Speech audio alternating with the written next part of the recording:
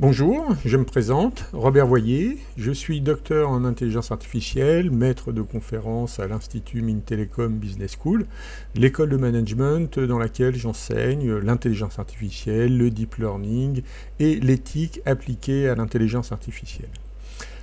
L'objectif de cette série de 3 petites vidéos de quelques minutes chacune est de vous apporter un début de clarification dans les domaines de l'intelligence artificielle, du machine learning et du deep learning.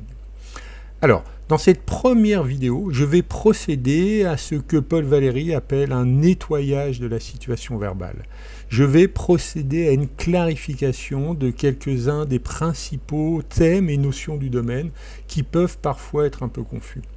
Dans une deuxième vidéo, je m'intéresserai au deep learning, l'apprentissage basé sur les réseaux de neurones. Et puis, dans la troisième et dernière vidéo, je présenterai les grands domaines d'application qui ont été rendus possibles par la seule puissance des réseaux de neurones profonds. Commençons par définir les domaines et leur imbrication. Alors, on a tout d'abord le domaine le plus vaste, celui qui englobe les deux autres, l'intelligence artificielle. L'intelligence artificielle, c'est le domaine des techniques pour résoudre, pour agir comme un humain rationnel, bien évidemment. Ensuite, le machine learning, qui est un sous-domaine de l'intelligence artificielle dédié à l'apprentissage automatique. L'apprentissage automatique, l'apprentissage machine, est la capacité pour un système d'apprendre à réaliser des tâches pour lesquelles il n'a pas été explicitement programmé. Le système sera en mesure d'effectuer ces tâches après ce que l'on appelle une phase d'entraînement, une phase d'apprentissage. Et enfin, on a le deep learning qui lui-même est un sous-domaine du machine learning.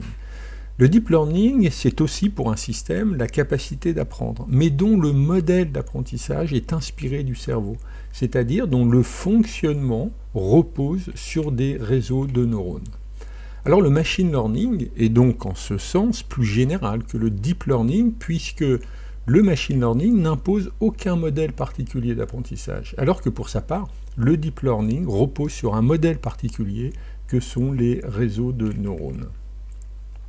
Alors après avoir dit ça, il convient de bien noter que aujourd'hui, lorsque l'on parle d'intelligence artificielle, on doit entendre deep learning, c'est-à-dire l'apprentissage basé sur les réseaux de neurones.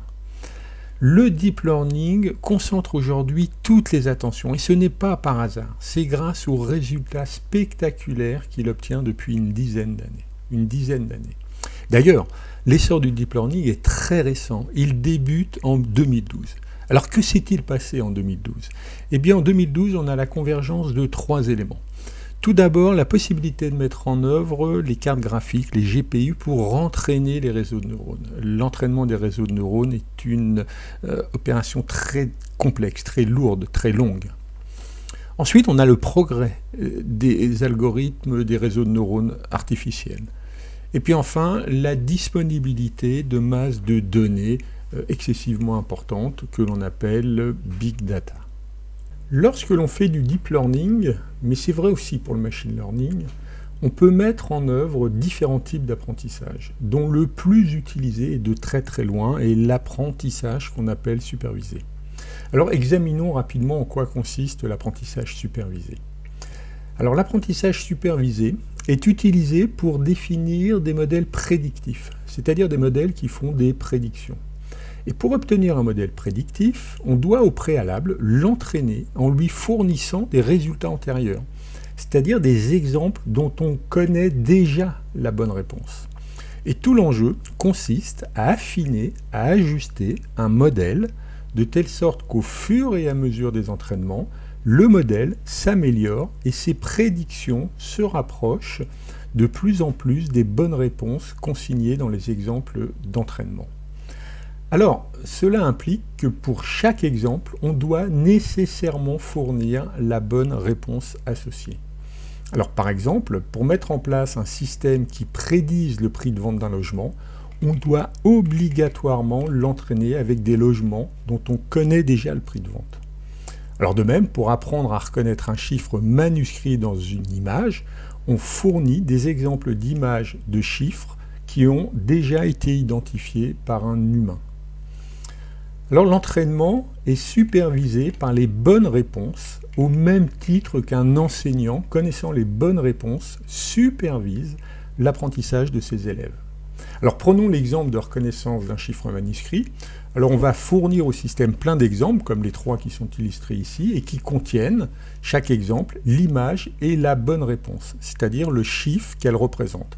Alors pour cette image, on a la valeur 0, pour celle-ci, on a la valeur 5, et puis pour la troisième, ici, on a la valeur 6. Et ensuite, on peut présenter au système une image qu'il n'a jamais vue, et il sera en mesure de reconnaître le chiffre qu'elle représente. Ici, le chiffre 3. Avec l'apprentissage supervisé, on peut soit faire de la classification. Alors dans la classification, on cherche à déterminer à quelle classe appartient la donnée, et c'est ici que l'on a des applications deep learning absolument spectaculaires. En médecine, par exemple, l'apprentissage supervisé est très efficace pour la détection de maladies. Le cancer, par exemple. L'analyse deep learning en imagerie médicale est absolument stupéfiante. Dans le secteur bancaire aussi, on utilise l'apprentissage supervisé pour identifier les risques qu'un client quitte la banque, par exemple, dans les 6 prochains mois. Ou alors en finance pour la détection de la fraude, ou en sécurité pour la détection des intrusions malveillantes. On a aussi la possibilité, avec l'apprentissage supervisé, de faire de la régression. Avec la régression, la valeur prédite n'indique pas une catégorie parmi plusieurs, comme dans la classification. La valeur prédite est ici une valeur numérique, un nombre réel. Alors par exemple, un prix, une prévision de marché, une valeur boursière, un taux de croissance, une dépense énergétique, une popularité, etc., etc. Nous venons, dans cette première vidéo qui touche à sa fin, de clarifier le domaine et d'expliquer les principes de l'apprentissage supervisé. Dans la vidéo suivante, nous présentons le deep learning, l'apprentissage basé sur les réseaux de neurones. Je vous remercie de votre attention et je vous donne rendez-vous dans la vidéo suivante consacrée aux réseaux de neurones.